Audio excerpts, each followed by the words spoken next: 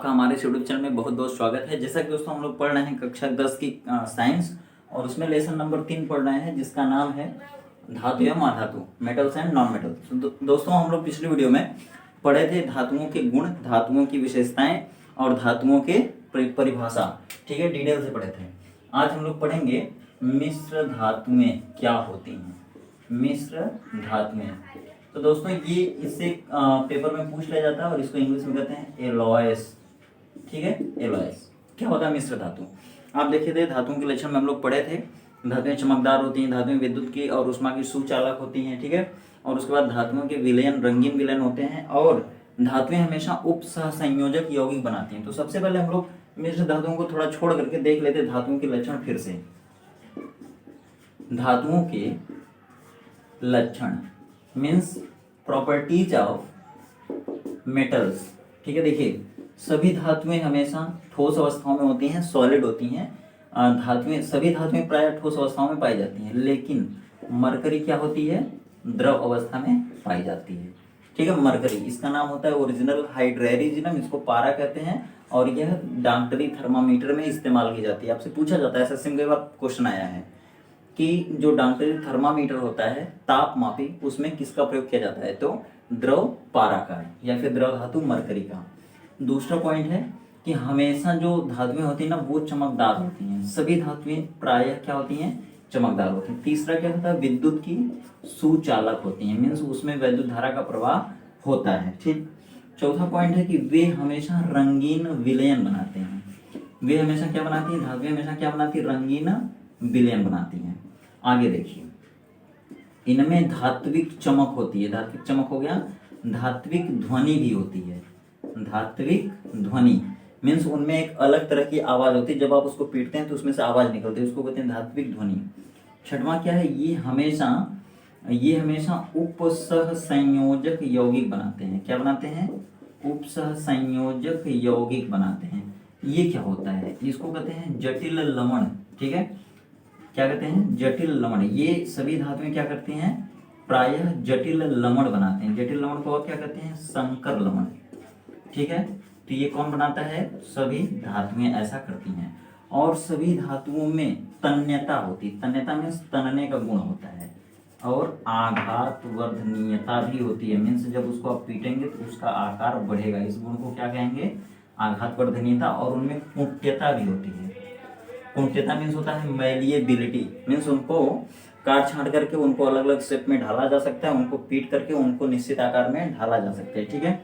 आगे देखिए क्या है, ये हमेशा क्या करते हैं, मिश्र धातुएं भी बनाते हैं। सभी धातुएं क्या करती हैं, मिश्र धातुएं बनाती हैं। और मिश्र धातुएं क्या होती हैं, ये अलग अलग तरह के काफी महंगे उपकरण या फिर अच्छी अच्छी वस्तुएं बनाई जाती हैं। जैसे देखिए इससे समुद्री जहाज बनाई जाती है, हवाई जहाज बनाई जाती है, एरोप्लेन बनाई जाती है, ठीक है। और अंगूठी भी बनाई जाती है, सोने के आभूषण भी बनाए जाते हैं। जैसे देखिए सोने में क्या होता है, सोने में मीन्स आपका आराम हो गया, ठीक है, गोल्ड। तो सोने में भी अशुद्धियां मिलाई जाती हैं। जैसे जो सोना होता है ना वो 99.9% शुद्ध होता है, और ये कितने कैरेट का होता है, तो 24 कैरेट।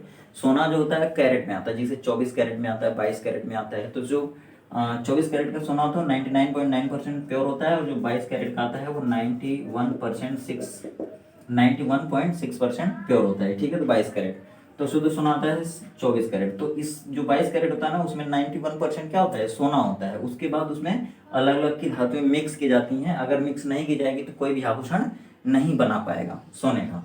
तो इसलिए उसमें क्या होता है कि जो मिक्स किया जाता है, धातुओं को अलग अलग धातुओं को मिक्स किया जाता है, तो ये भी क्या हो जाती है, मिश्र धातु। तो देखिए दोस्तों इतने सारे गुण हो गए, अभी और भी गुण हैं, ठीक है। जैसे देखिए अगर मिश्र धातु हम बनाएंगे ना तो हम क्या बना सकते हैं, जैसे देखिए टावर हो गया, बिजली के टावर हो गए, ठीक है। बड़े बड़े जो बिजली के टावर है वो हो गए, पावर हाउस हो गया, पावर हाउस बनाया जाता है, ठीक है। समुद्री जहाज हो गई, समुद्री जहाज वो हो गया, एरोप्लेन हो गया, ठीक है। समुद्री जहाज, एरोप्लेन। अब देखिए बात करते हैं हम खनिज की। खनिज क्या होता है, खनिज को कहते हैं मिनरल, ठीक है, मिनरल्स। सभी धातुओं का एक विशेष लक्षण होता है कि उनको जमीन के अंदर से निकाला जाता है। सभी धातुओं को जमीन के अंदर से निकाला जाता है, चाहे वो सोना हो, चाहे वो चांदी हो, चाहे वो लोहा हो, चाहे वो स्टील हो, ठीक है। तो अब देखिए स्टील तो मिश्र धातु है, ठीक है। स्टील में क्या होता है, जंग नहीं लगता और इससे आपके घर का बर्तन बनता है, स्टील का बर्तन। इसमें जंग नहीं लगता है क्योंकि इसमें क्रोमियम मिलाया गया होता है। क्रोमियम 15% लगभग मिलाया जाता है, 15%, और निकिल मिलाया जाता है, इसलिए ये स्टील जो है इसमें जंग नहीं लगता है। और स्टील से ही ट्रांसफार्मर बनाया जाता है। और स्टील 3 प्रकार की होती है, एक ढलवा लोहा होता है, एक पिटवा लोहा होता है, और एक मध्यम इस्पात होती है जिसको हम लोग मृदु इस्पात कहते हैं।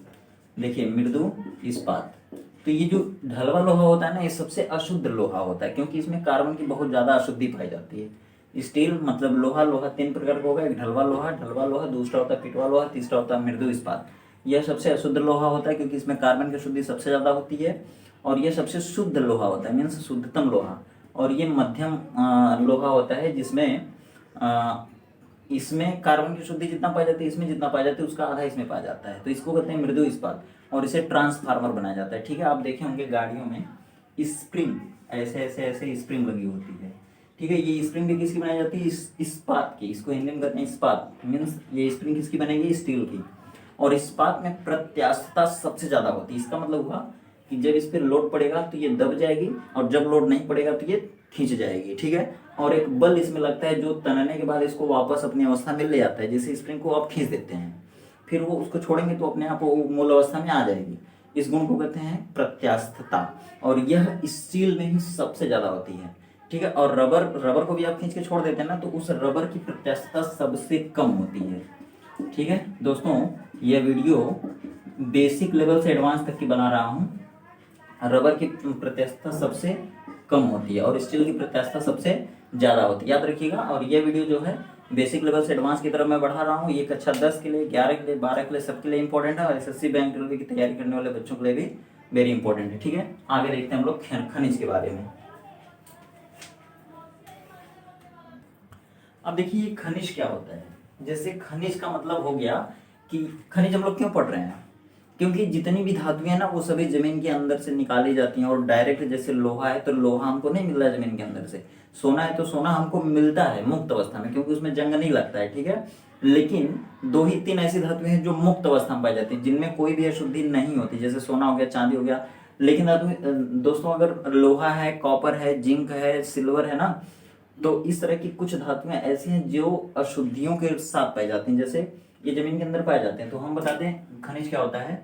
देखिए कोई भी धातु, ठीक है, हमेशा जमीन के अंदर रहती है और उसमें कुछ न कुछ अशुद्धियां रहती हैं, जरूर कुछ न कुछ अशुद्धि रहेगी, ठीक है।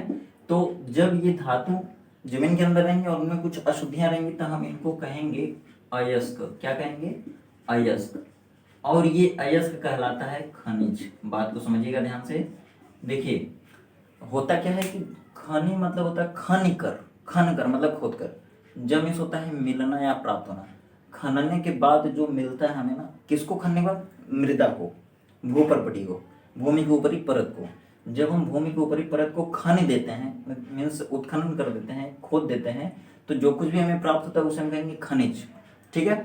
अब अगर हम क्या कर रहे हैं, भूपर्पटी को खोद रहे हैं, अगर खोदते खोदते या भूपर्पटी के उत्खनन से हमें कोई ऐसी चीज मिलती है जिनमें से कोई धातु मिल सकती है, मीन्स भूपर्पटी के उत्खनन के बाद कोई ऐसी चीज अगर मिल जाए जिनमें से कोई धातु हमको मिल सकती है, ज्यादा से ज्यादा धातु मिल सकती है, ठीक है। तो ऐसी चीजें खनने के बाद जो मिले, ऐसी चीजें जो खनने के बाद मिले लेकिन उसमें से कोई न कोई धातु मिल सके, उसी को हम कहेंगे अयस्क। नहीं तो अगर हमें कुछ भी मिलेगा खनने के बाद तो हम उसको खनिज कहेंगे।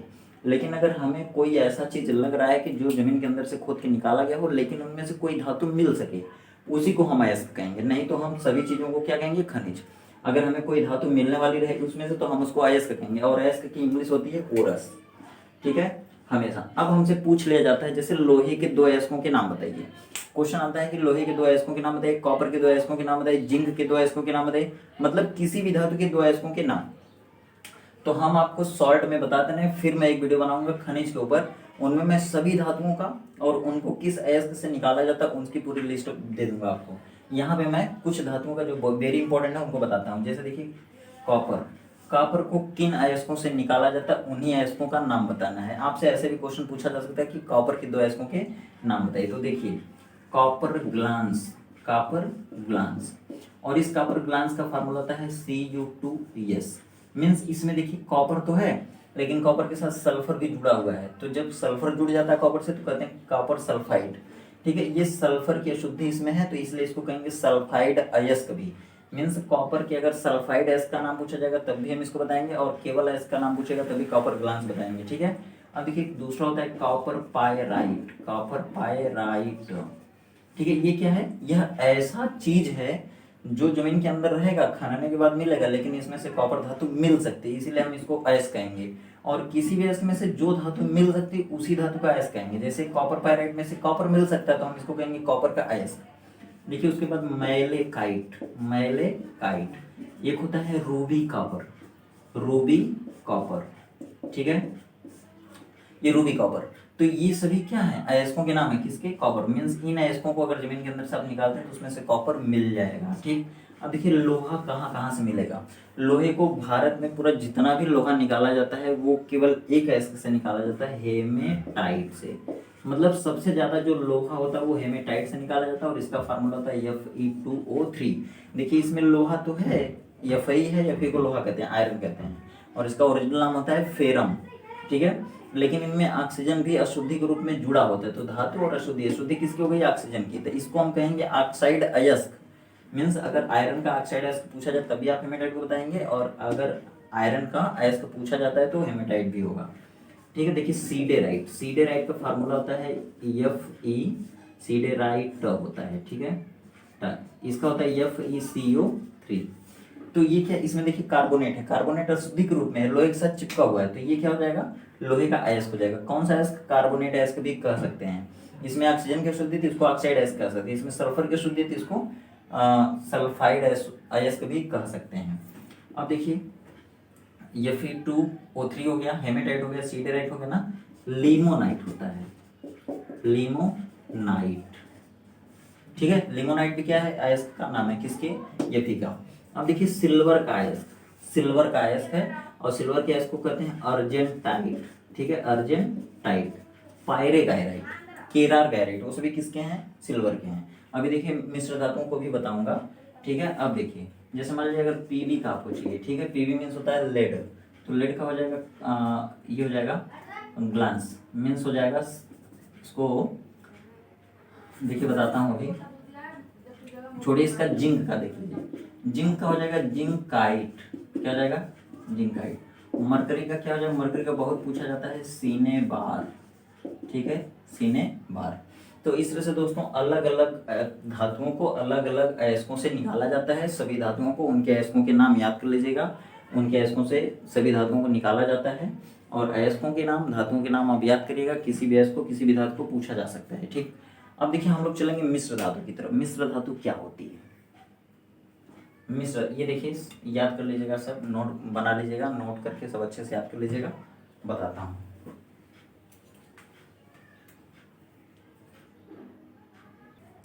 तो अब देखिए हम लोग देखेंगे मिश्र धातु के बारे में। तो सबसे पहले बता दूं आपको कि मिश्र धातु क्या होती है। जब दो अलग अलग धातुओं को एक ही अनुपात में या फिर अलग अलग अनुपात में मिक्स कर दिया जाता है एक में, तो एक नई धातु बनती है, उसी धातु को कहते हैं मिश्र धातु। फिर से सुनिए, जब दो अलग अलग धातुओं को या दो से अधिक प्रकार की धातुओं को आपस में एक निश्चित अनुपात में मिला दिया जाता है, तो जो एक नई धातु मिलती है उसको हम लोग कहते हैं मिश्र धातु। ठीक है, जैसे मिश्र धातुओं के उदाहरण, जैसे देखिए मिश्र धातुओं को कहते हैं एलॉय। ठीक है, मिश्र धातुएं कहते हैं, और इनके उदाहरण सबसे पहले पढ़ लेते हैं हम लोग। ठीक है, उदाहरण, उदाहरण क्या है? जैसे देखिए कांसा। ठीक है, कांसा, कांसा क्या है? एक धातु का नाम है, ये मिश्र धातु का नाम है। ठीक है, और इसका नाम क्या है? कांसा, इसको कहते हैं ब्रॉन्ज। ठीक है, कांसा। पीतल, ठीक है, जर्मन सिल्वर, जर्मन सिल्वर, ये सभी क्या है? ये सभी एक धातु नहीं है, इसमें दो या दो से अधिक धातुएं मिली हुई हैं आपस में। ठीक है, जर्मन सिल्वर। फिर देखिए गन मेटल, जिसकी बंदूक बनती है, गन मेटल। ठीक है, बेल मेटल, बेल मतलब घंटा धातु। ठीक है, बेल मेटल, मेटल में से होती है धातु, और बेल में से हो गया घंटा धातु। ठीक है, तो ये सभी क्या है? अब देखिए रांगा, रांगा मीन्स होता है शोल्डर धातु, रांगा या शोल्डर धातु। शोल्डर क्या काम करता है? जोड़ता है, तो शोल्डर धातु। ये सभी क्या है, सब मिश्र धातु हैं। और ये किससे बने हैं तो देखिए, कांसा बना होता है किससे, कॉपर और यसियन। देखिए का से कॉपर और सा से यसियन, ठीक है। तो ये बना होता है लगभग, इसमें देखिए 80% कॉपर होता है और 20% टिन होता है। इसका देखिए ओरिजिनल नाम होता है स्टैनम, ठीक है, स्टैनम, लेकिन इसको कहते हैं टिन। तो ये कॉपर और टिन से मिलकर बना होता है। जब कॉपर को 80% और एसएन को 20% मिक्स कर देते हैं तो ये बन जाता है कांसा, ठीक है। यहाँ पर रेशियो ये डिफरेंट भी हो सकता है, जैसे 78% ये 22% हो सकता है, ये 70% ये 30% हो सकता है, ठीक है। तो ये कॉपर और एसएन को एक साथ मिला करके कांसा बनाया जाता है। यह कांसा क्या है तो एक मिश्र धातु है। पीतल क्या है, ये भी एक मिश्र धातु है। देखिए अब इसको क्या कहते हैं, जैसे ये किससे किससे मिलकर बना होता है तो कॉपर और जिंक। आपको एक कोड बता रहा हूँ, देखिए पी से पीतल, का से कॉपर, ज से जिंक। तो पी का ज, अगर आप पिकाज याद रखते हैं, पी का ज, पिकाज मीन्स मोर होता है, और पिकाज अगर कहेंगे तो पी से पीतल, का से कॉपर, ज से जिंक। पिकाज याद रखिए, पिकाज याद रखेंगे तो ये पता चल जाएगा, ठीक है। पूछा जाता है कि पीतल किन दो धातुओं के मिक्स करने से बना हुआ है, ठीक है, या पीतल किन दो धातुओं का मिश्र धातु है, तो आपको ये याद रखना पड़ेगा, कॉपर और जिंक से मिलकर बना है। जर्मन सिल्वर, जर्मन सिल्वर में 3 धातु होते हैं, जैसे देखिए क्या है, का मीन्स कॉपर, जिंक और फिर है निकिल। देखिए जर्मन सिल्वर किससे किससे मिलकर बना है, कॉपर, जिंक और निकिल से मिलकर बना है। तो इसको कैसे याद रखेंगे, देखिए जर्मन सिल्वर है तो का जननी, का मीन्स कॉपर, देखिए का जननी, इसका मतलब हो गया जर्मन सिल्वर क्या होता है तो आप कहेंगे का जननी। जर्मन सिल्वर क्या हुआ तो क्या जननी, का जननी का मतलब का से कॉपर, जन से जिंक और नी से निकिल, ठीक है। गन मेटल, गन मेटल का जंक्शन, का जंक्शन, ये देखिए गन मेटल का जंक्शन का मतलब हो गया, गन मतलब होती है बंदूक। बंदूक अगर आप देखते हैं फिल्मों में कि जहाँ पर एक बंदूक रखी रहती है पुलिस कर्मियों की, एक बंदूक जहाँ रखी होती है वहीं पर ढेर सारी बंदूकें रखी रहती हैं। फिल्मों में आप देखे हैं कि जहाँ पर हीरो जाता है बंदूक की खान में, तो वहाँ पे बंदूक एक नहीं कई तरीके की बंदूक वहाँ पे रखी रहती है, तो उनमें से छांट के उठाता है। मीन्स जब जहाँ पे कई बंदूकें एक साथ रखी गई हैं उनको हम लोग कहते हैं जंक्शन। क्या कहते हैं, जंक्शन। किसका जंक्शन, गन मेटल का, गन मेटल का माने कॉपर, जंक्शन, जंक्शन। तो इसको याद रखिए, गन मेटल का जंक्शन, का जंक्शन, किसका जंक्शन, गन मेटल का, गन मतलब बंदूक का, तो का जंक्शन याद रखेंगे तो गन मेटल का जंक्शन हो जाएगा। मीन्स कॉपर, जिंक और एसन से मिलके बना हुआ है। बेल मेटल, देखिए बेल मतलब होता है घंटा, और इसको बनाया गया है कॉपर और एसन से मिलाकर, ठीक है। कॉपर और टिन को मिलाकर के बेल मेटल बनाया जाता है, घंटा धातु। अब देखिए रांगा या सोल्डर धातु, सोल्डर क्या करती है, सोल्डर क्या करता है, किसी तार को किसी दूसरे तार पे चिपका देता है, मीन्स जोड़ देता है। कैसे जोड़ता है, जैसे काशी जी संग पार्वती जुड़ी थी, जैसे काशी जी के संग पार्वती मीन्स देखिए शंकर जी के साथ पार्वती जी जुड़ी थी ना, ठीक है, शंकर जी के साथ पार्वती जी, तो उसी तरह यह शोल्डर भी उनको जोड़ देता है, एक तार को दूसरे तार से जोड़ देता है। तो ये किसी किसी बना है, लेड से और टिन से। ये देखिए लेड हो गया और एक टिन हो गया, ये भी 50% होता है और ये भी 50% होता है। इसी को हम लोग कहते हैं रांगा धातु, ठीक है, रांगा धातु या शोल्डर धातु। तो इस तरह से दोस्तों ये मिश्र धातु खत्म हुई है। अब देखिए हम लोग अगले टॉपिक में बात करेंगे अधातुओं के बारे में, ठीक है। लेसन का क्या है नाम, तो लेसन का नाम है धातु और अधातु। लेसन का क्या है नाम, तो धातु और अधातु है, धातु एवं अधातु। हमें इस लेसन में 2 चीज़ों के बारे में डिटेल पढ़ना है, धातुओं के बारे में और अधातुओं के बारे में, मेटल एंड नॉन मेटल। तो देखिए अब धातु की बात हो गई, अधातु की बात हो गई, अब आती है उपधातु। जिन धातुओं में या जिन तत्वों में, धातु नहीं, जिन धातुओं में जिन तत्वों में धातु और अधातु दोनों का गुण होता है, धातु और अधातु दोनों का गुण होता है, उन्हें कहते हैं उन्हें कहते हैं उपधातु। जैसे देखिए ये हो गया लेड, ठीक है, लेड ये उपधातु का काम कर सकता है लेकिन उपधातु नहीं है। देखिए आर्सेनिक, जर्मेनियम, ठीक है, और सिलिकॉन जो सबसे अधिक पाई जाती है उपधातु, ठीक है। तो ये सभी क्या है, उपधातुएं हैं। तो अगले वीडियो में हम लोग बात करेंगे उपधातुओं के बारे में और अधातुओं के बारे में, ठीक है। दोस्तों देखिए नाम तो छोटा होता है, नाम इतना ही बड़ा है, लेकिन इससे संबंधित जितनी भी चीज़ें हैं ना पेपर में, पढ़ाई में या दुनिया में, उन सभी सारी चीज़ों में से कोई भी चीज़ पूछ ली जाती है। तो पेपर में क्या आएगा, कुछ भी आ सकता है, बस ये माना जाता है कि आप धातु के बारे में पढ़े हैं तो जानते होंगे। तो इस आधार पर मैं आपको पढ़ाते चलूँगा, हर टॉपिक समझाऊंगा, जितनी भी चीज़ें अलग अलग से बनेंगी सबको बताऊँगा, इस लेसन में कवर करूँगा। तो दोस्तों फिर अगली वीडियो में मिलूँगा मैं अधातुओं के साथ एक नए टॉपिक के साथ अधातुओं की परिभाषा पढ़ेंगे, लक्षण पढ़ेंगे, विशेषता पढ़ेंगे और फिर अधातुओं को कहाँ से निकाला जाता है वो भी पढ़ेंगे। तो मिलते हैं दोस्तों फिर अगले वीडियो में, तब तक आप खुश रहिए, व्यस्त रहिए, मस्त रहिए, आपका दिन शुभ।